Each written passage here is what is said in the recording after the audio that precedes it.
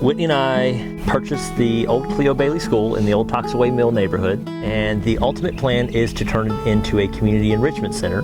After-school programs, different classes for both children and adults. Some nonprofit organizations will probably have office space here along with our nonprofit as well. Maybe a small grocery store and some other services that are just not quite available here in the community. I'm trying to make a central piece in the community that is walking distance for most folks. This is a lot of work. It wasn't initially this path.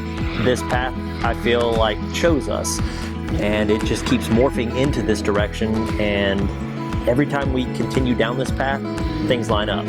Anytime we deviate from it, they fall apart. And you already have a garden out here. Yes. Tell me how that's coming along. We initially built 14 large raised beds, and we're managing those and donating the food that comes from those. This year we're going to do a bit more with some crops that are a little bit easier. I say easier, but we'll find out when the season's over. We're going to have some peanuts, some potatoes, some sweet potatoes, watermelons, cantaloupes, and we're just expanding. I started volunteering because they came up to our house and said, we're going to try and make this building a community center.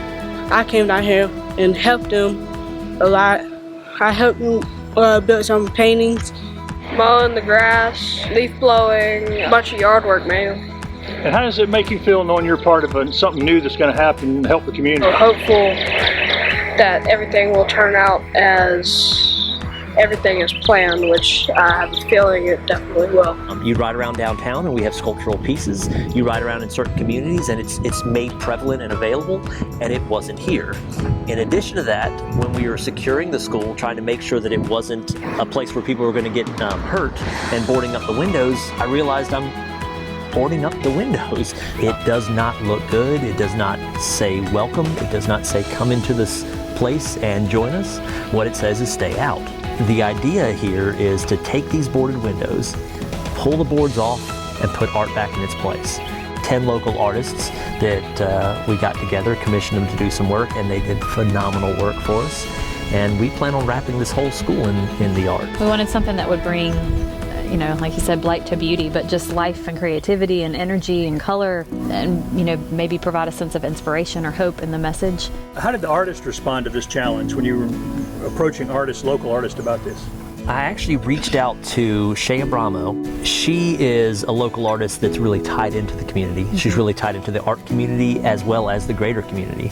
And she really helped us out with that, because we don't necessarily know how to approach everybody, and the art community we're not tapped into, but she is. You've had a lot of folks volunteer already. What do you want to say to your volunteers who've been active with you guys so far? We just cannot express enough gratitude. I mean, not just for physically coming out here and, mowing the lawn or, working on the garden, and your donations, of course, but honestly, just your excitement, your checking up on us, your donations of tools and rides and picking up things, getting more people involved and plugged in. There are just so many ways volunteers have just poured out their support, and it honestly is what keeps us going. It gives us hope that this thing is gonna be what we hope it can become. It's vital. It's everything. Thank you.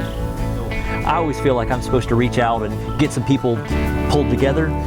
When I'm not feeling it and I'm tired, I'll get a text randomly from a volunteer saying, how can I plug in? Or, hey Zeph, are you going to be out there this weekend? Because they're so ready to be tied to this and make something happen.